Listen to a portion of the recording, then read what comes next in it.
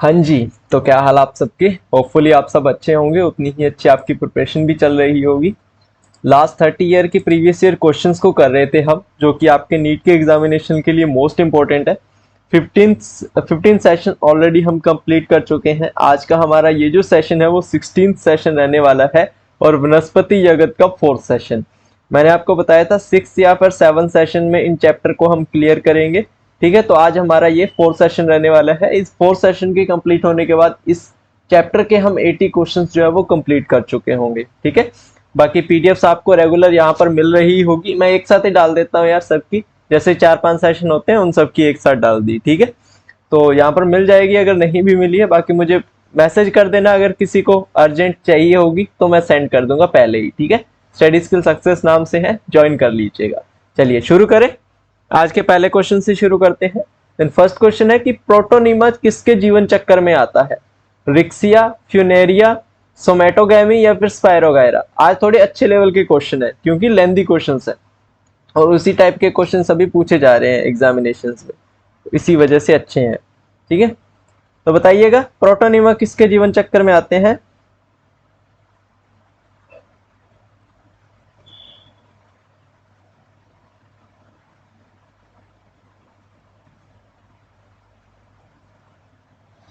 सबसे पहले तो प्रोटोनीमा होता क्या है। होता क्या है कि एक बीजाणु जो है वो अंकुरित होता है और एक हरा बहुकोशिकीय संरचना बनाता है। एक बीजाणु है जो कि क्या होता है, अंकुरित होता है, और अंकुरित होकर करता क्या है, वो एक हरी बहुकोशीय संरचना बनाता है, उसे ही हम प्रोटोनीमा कहते हैं। लेकिन ये अंकुरित होता किसमें है, तो ये होता है फ्यूनेरिया में। किसमें, फ्यूनेरिया में। फ्यूनेरिया में एक बीजाणु जो है वो अंकुरित होता है और अंकुरित होकर एक हरा बहुकोशिकीय पदार्थ बनाता है, जिसे हम प्रोटोनीमा कहते हैं। यही प्रोटोनीमा बाद में क्या करती है, युग्मकोद्भिद में विकसित होती है। किसमें विकसित होती है, युग्मकोद्भिद में। ठीक है, चलिए नेक्स्ट। एपोफाइसिस फ्यूनेरिया के कैप्सूल में है।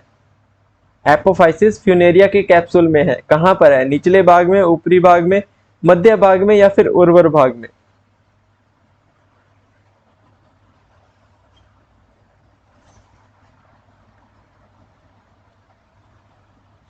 ये जो कैप्सूल होता है ना फ्यूनेरिया के कैप्सूल, नाशपति आपने देखी होगी, उसके आकार का होता है, और ये बीजाणु का निर्माण और उसका प्रकीर्णन करता है।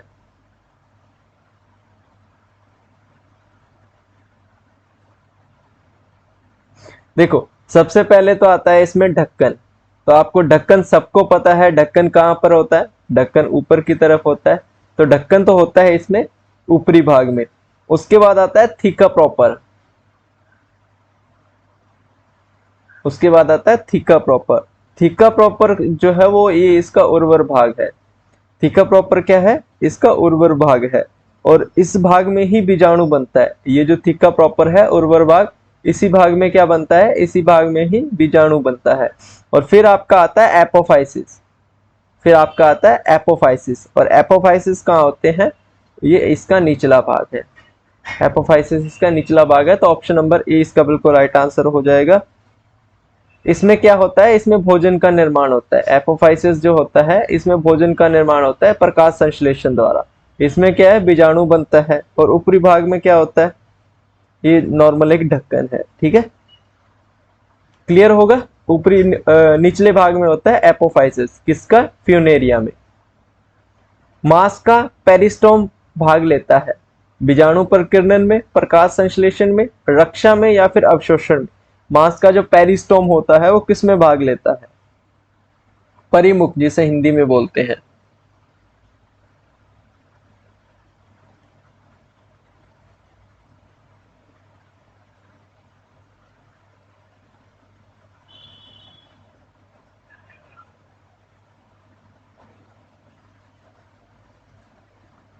मांस का जो पेरिस्टोम है वो किस में भाग लेता है, तो ये भाग लेता है बीजाणु प्रकीर्णन में। किस में भाग लेता है, बीजाणु प्रकीर्णन में। ये जो होता है, अगर आपको पूछ लिया जाए कि पेरिस्टोम होता क्या है, तो ओपरकुलम के बीच में होता है। कहां पर होता है, ओपरकुलम के बीच में होता है। नेक्स्ट है फ्यूनेरिया तथा टेरिस, दोनों के शुक्राणु टेरिस की स्त्री धानी के समीप एक साथ मुक्त होते हैं। केवल टेरिस के शुक्राणु अंदर प्रवेश करते हैं क्योंकि टेरिस स्त्री धानी फ्यूनेरिया के शुक्राणु को विकर्षित करता है। फ्यूनेरिया के शुक्राणु टेरिस के शुक्राणुओं द्वारा मार दिए जाते हैं। फ्यूनेरिया के शुक्राणु कम गतिशील होते हैं या फिर टेरिस की धानी रासायनिक पदार्थ स्रावित करते हैं जिससे टेरिस के शुक्राणु आकर्षित होते हैं। ए, बी, सी या फिर डी में से राइट आंसर क्या होगा, आंसर कीजिएगा।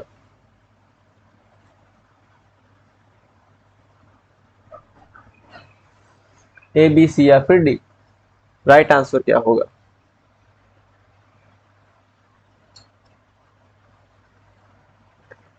क्या होगा? ऑप्शन नंबर डी होगा कि टेरिस के धानी रासायनिक पदार्थ स्रावित करते हैं जिससे टेरिस के शुक्राणु जो है वो आकर्षित होते हैं और सिर्फ टेरिस के शुक्राणु ही अंदर प्रवेश करते हैं। ठीक है, फ्यूनेरिया के शुक्राणु अंदर प्रवेश नहीं करते इसी वजह से। नेक्स्ट, विकासात्मक दृष्टि से जनक बीजाणु उद्भिद में मादा युग्मकोद्भिद के साथ विकासशील तरुण भ्रूण को कुछ समय के लिए धारण रखना पहली बार किसमें देखा गया? दोबारा से पढ़ते हैं। विकासात्मक दृष्टि से जनक बीजाणु उद्भिद में मादा युग्मकोद्भिद के साथ विकासशील तरुण भ्रूण को कुछ समय के लिए धारण रखना पहली बार किसमें देखा गया? लिवरवर्ट, मॉस, टेरिडोफाइट या फिर अनावर्त बीजी?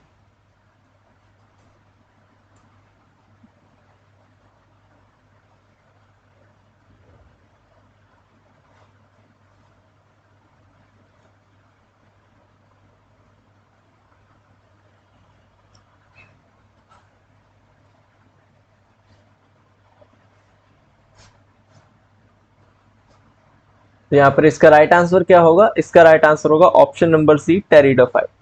टेरिडोफाइट जो है इसका बिल्कुल राइट आंसर हो जाएगा। Is it clear? नेक्स्ट है, विशिष्ट श्वसन मूलों को उत्पन्न करने वाले तथा सजीव प्रजता दर्शाने वाले पादप निम्नलिखित में से किससे संबंधित है? लवण, मृदोद्भिद, सामोफाइट, हाइड्रोफाइटस या फिर मीजोफाइटस? ए, बी, सी या फिर डी?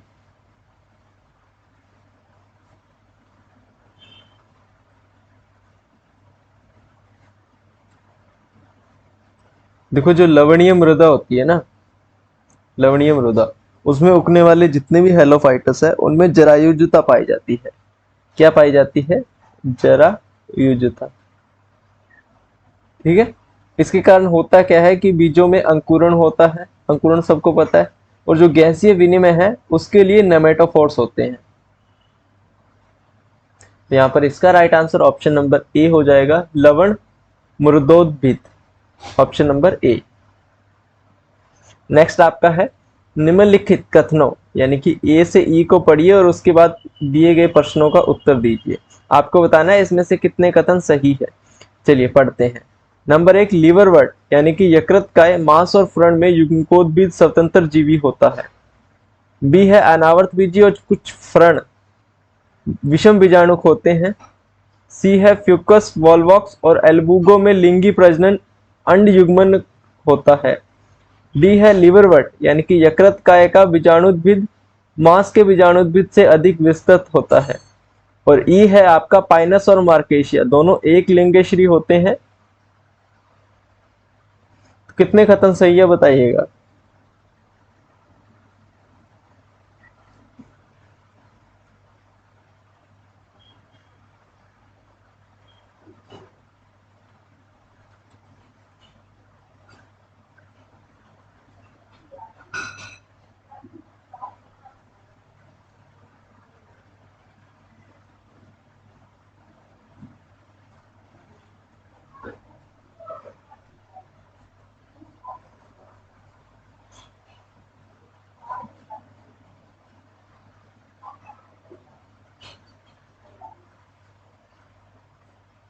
बताइएगा, टाइम लीजिए।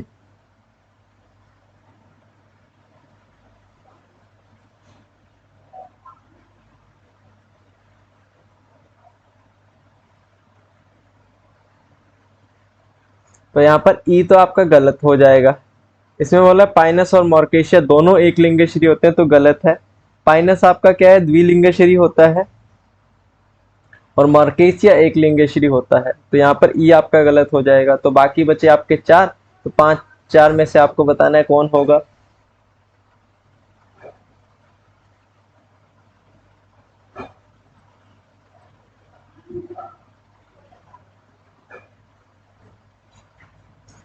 यहाँ पर क्या है, लिवरवर्ट का बीजाणुद्भिद मांस के बीजाणुद्भिद से अधिक विकसित होता है।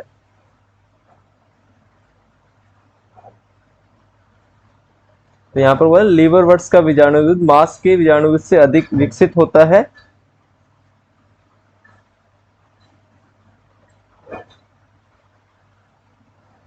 लेकिन ये गलत है। लिवरवर्ट्स की तुलना में जो बीजाणुद्भिद है, मॉस के बीजाणुद्भिद, वो अधिक विकसित होते हैं। तो ये भी आपका गलत हो जाएगा। बाकी के तीन आपके सही हैं, तो ऑप्शन नंबर बी आपका राइट आंसर होगा कि बाकी के तीन सही है। ऊपर कितने सही हैं, तो तीन सही है। ठीक है, बाकी इसका देख लीजिएगा थोड़ा आप, मेरे हिसाब से ये राइट है। नेक्स्ट, नीचे आपको फिर से पांच कथन दिए गए हैं, बताइएगा। पहला है इक्विसिटम में मादा युग्मकोद्भिद जनक बीजाणु उद्भिद पर बना रहता है। दूसरा है गिंगो में नर युग्मकोद्भिद स्वतंत्र नहीं होता। सी है रिक्सिया का बीजाणु उद्भिद पॉलीट्राइकम के बीजाणु उद्भिद की तुलना में अधिक विकसित होता है। चौथा है वॉलवॉक्स में लैंगिक प्रजनन युग्मकी होता है। और पांचवा है आपका स्लाइम मोल्डस के बीजाणुओं में कोशिका भित्ति नहीं होती। तो बताइएगा कितने सही हैं।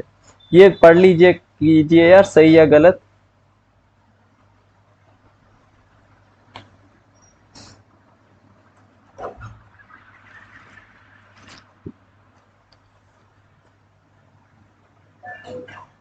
चलो मैं आपको बताता हूं, दो सही है। अब आप मुझे ये बताइए कि कौन से दो सही है।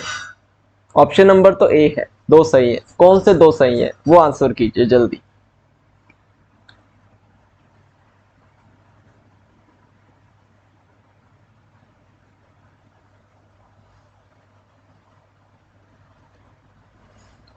तो क्या होगा, ए और बी जो दिए गए हैं, ए और बी, ये दोनों सही हैं। बाकी से सारे के सारे क्या हैं, गलत है।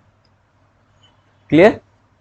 नेक्स्ट, निम्नलिखित में से कौन सा एक जोड़ा गलत मिलाया गया है। गिंगो स्त्रीधानिया, सोल्विनिया प्रोथेलस, वायरॉइड्स आरएनए, या सरसों सहायक कोशिकाएं।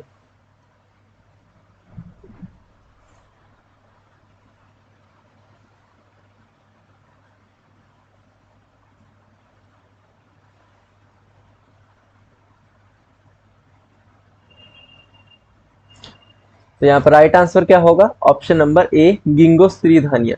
ये गलत मिलाया गया है। तो इसका सही आंसर क्या होगा वो आपको कमेंट करना है। कुछ आप भी बताइए यार, सब मैं नहीं बताऊंगा, ठीक है। तो इसका सही आंसर कमेंट कीजिए कि अगर ये गलत है गिंगो के आगे स्त्रीधानिया, तो इसका सही क्या होगा। ठीक है, कमेंट कीजिएगा। नेक्स्ट है, निम्नलिखित में से कौन सा एक कथन सही है। टेरिडोफाइटस के युग्मकोद्भिद में एक प्रोटीनिमी एवं पत्तीदार अवस्था होती है। अनावत बीजी का मादा युग्मकोद्भिद स्वतंत्र जीव होता है। टेरिडोफाइटस में पुधानीदर तथा स्त्रीधानीदर होते हैं और बीज प्रवृत्ति का प्रारंभ टेरिडोफाइटस में खोजा जा सकता है। ए, बी, सी या फिर डी। इसमें कौन सा कथन सही है ये आपको बताना है। एक, केवल एक ही सही है।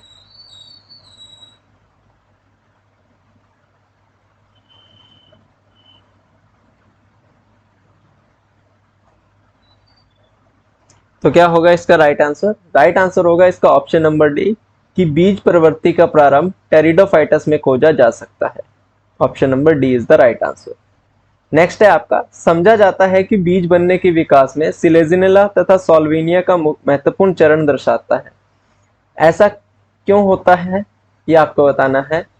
क्योंकि मादा गैमेटोफाइटस स्वतंत्र होता है तथा बीजों की तरह परिक्षेपित हो जाता है। दूसरा है, मादा गैमेटोफाइट में स्त्री धानियां नहीं होती। तीसरा है, गुरु बीजाणु में भ्रूणपोष तथा भ्रूण होते हैं जो बीज चोल से घिरे रहते हैं। और चौथा है आपका, भ्रूण मादा गैमेटोफाइट में विकसित होता है जो जनक स्पोरोफाइट पर लगा बना रहता है।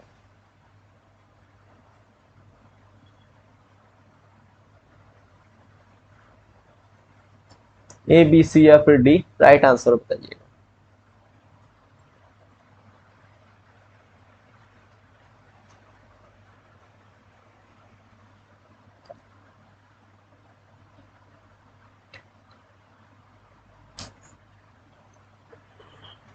तो यहाँ पर इसका राइट आंसर होगा ऑप्शन नंबर डी कि भ्रूण मादा गैमेटोफाइट में विकसित होता है जो कि जनक स्पोरोफाइट पर लगा बना रहता है। तो ऑप्शन नंबर डी इसका राइट आंसर हो जाएगा। नेक्स्ट है आपके लिए कि निम्नलिखित में से कौन सा एक क्रिप्टोगेम वर्ग में आता है? सेड्रम, गिंकगो, मार्केंशिया या फिर इक्विसिटम।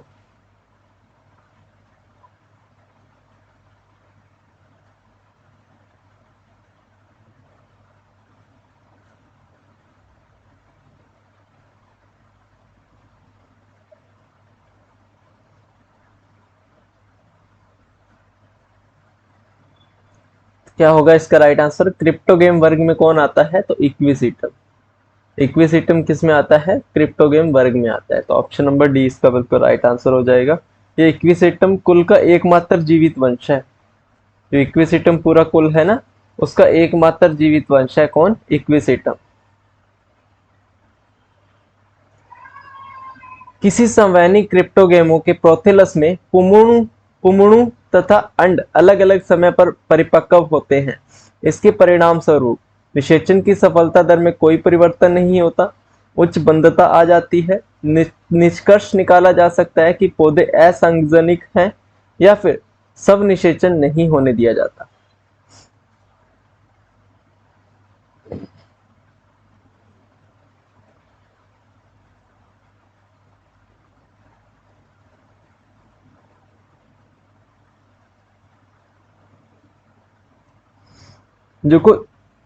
जो आपके संवहन उत्तक युक्त जो वेस्कुलर क्रिप्टोगेम्स है, उनके प्रोथेलस में जो एंथ्रोजाइट्स और अंडाणु का परिपक्वन होता है वो अलग अलग समय पर होता है। ठीक है, एक ही समय पर नहीं होता, जिसके कारण क्या होता है कि जो अपने आप निषेचन होता है, जिसे हम स्व निषेचन बोलते हैं, वो सफल नहीं हो पाता है। ठीक है, तो option number D right answer होगा कि स्व निषेचन नहीं होने दिया जाता। यहाँ पर दिया गया है कि अलग अलग समय पर परिपक्व होते हैं, इसी वजह से। नेक्स्ट है कि निम्नलिखित में से किस एक समूह के तीनों में कशाब युक्त नर युग्मक पाए जाते हैं? एंथोसेरोस, फ्यूनेरिया और स्पायरोगाइरा, या फिर जाइगोनिमा, स्प्रोलेगिनिया, या फिर हाइड्रेला, या फिर फ्यूकस मॉर्सिलिया और कैलोट्रोपिस, या फिर रिक्सिया ड्रायोप्टेरिस और साइकस। ए, बी, सी या फिर डी?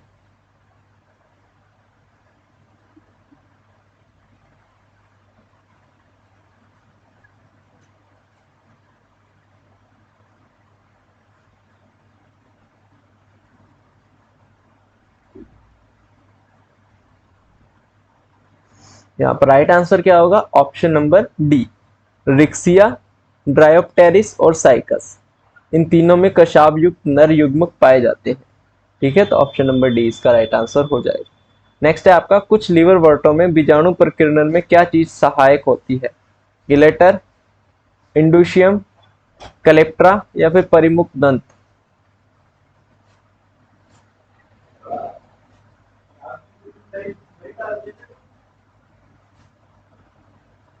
ए, बी, सी या फिर डी? तो राइट आंसर क्या होगा? इलेटर। इलेटर जो है बिल्कुल इसका राइट आंसर हो जाएगा। ठीक है, नेक्स्ट है आपका, आपको दो स्तंभ दिए गए हैं, स्तंभ फर्स्ट और स्तंभ सेकंड, उसको मैच करना है कि कौन सा इसका राइट आंसर होगा। ये आपको पता है, करना आता होगा। चलिए शुरू हो जाइए। प्रॉपर टाइम लीजिए क्योंकि थोड़ा बड़ा क्वेश्चन है इसीलिए, और आपका सिर्फ एक आंसर से इस क्वेश्चन को आप कर सकते हैं, सिर्फ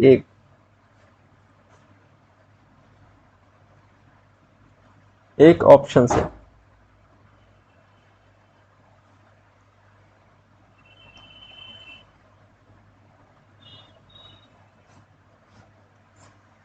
ए, बी, सी और डी और ई 5 दिए गए हैं और 5 उसके सामने आपको ऑप्शंस दिए गए। चलिए करते हैं। सबसे पहले आपको दिया गया है पेरिट्राइकस फ्लैजिलेशन। आपको पता है पेरिट्राइकस फ्लैजिलेशन का मैच सिर्फ और सिर्फ ई कोलाई से होता है, इशरीशिया कोलाई से। तो ए का मैच हो जाएगा आपका थर्ड के साथ। ए का मैच थर्ड के साथ, इसमें भी नहीं है, इसमें भी नहीं है, इसमें नहीं है। ऑप्शन नंबर ए आपका राइट आंसर। कुछ स्टूडेंट क्वेश्चन को देख के घबरा जाएंगे और स्किप कर जाएंगे। लेकिन ऐसा नहीं है। जीवित जीवाश्म कौन होता है? जिंगो। राइजोफोर, राइजोफोर का क्या होगा? सिलेजिनिला। ठीक है, ये भी अगर आता था आपको तो भी आपका आंसर हो जाता। सबसे छोटा फूल वाला पौधा, सबसे छोटा फूल वाला पौधा वल्फिया। सबसे बड़ा बहुवर्षीय शैवाल मैक्रोसिस्टस। ठीक है, next option number A right answer. इनमें से कौन पत्तियों के शीर्ष द्वारा कायिक वर्दी यानी कि वर्दी प्रजनन करता है? टहलने वाला फर्न, वॉकिंग वॉकिंग फर्न, स्पोकस लीफ प्लांट, मोरकेंशिया या फिर मास।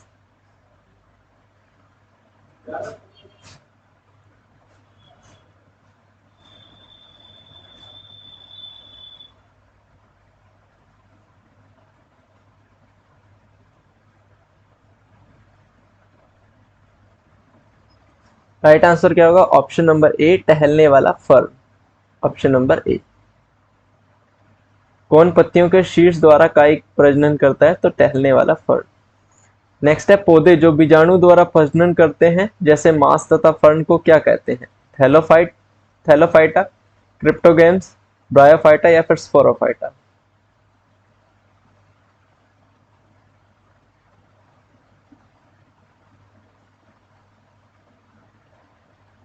सिंपल सा क्वेश्चन है कि जो बीजाणु द्वारा प्रजनन करते हैं जैसे कि मांस और फर्न हो गए उनको क्या बोलते हैं? तो इनको हम बोलते हैं स्पोरोफाइटा, जो बीजाणु द्वारा प्रजनन करते हैं। ठीक है, निम्नलिखित में से कौन सा पादप जोड़ा बीज नहीं बनाता है? फिनेरिया और पाइनस, फर्न तथा फ्यूनेरिया, फिनेरिया तथा फाइकस या फिर फाइकस और क्लेमाइडोडोमोनास।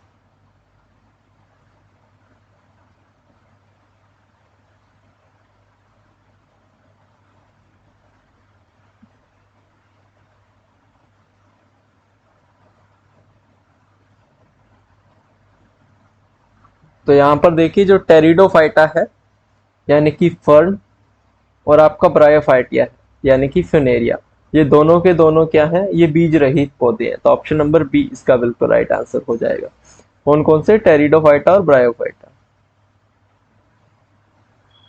लास्ट क्वेश्चन है फर्न में अर्धसूत्री विभाजन होता है बीज अंकुरण में, युग्मक के निर्माण में, बीजाणु के निर्माण में या फिर पुधानी तथा स्त्रीधानी के निर्माण में। तो यहाँ पर अर्धसूत्री विभाजन कब होता है?